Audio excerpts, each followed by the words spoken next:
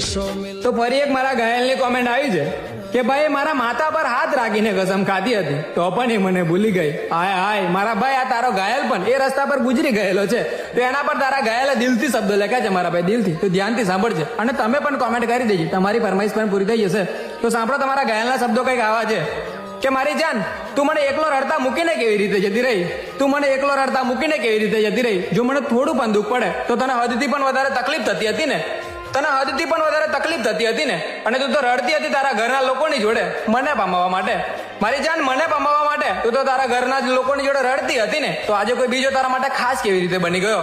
મારી જાન, આજે કોઈ બીજો તારા માટે ખાસ કેવી રીતે બની ગયો? અને તને છેલ્લી વાર કહું છું મારી જાન, છેલ્લી વાર કહું છું મારી જાન, એક વાર પાછી આવી જા ને, ખાલી એક વાર પાછી આવી જા ને. તારા ગયા પછી મારું બધું જ બરબાદ થઈ ગયું છે. યાદો બને તમે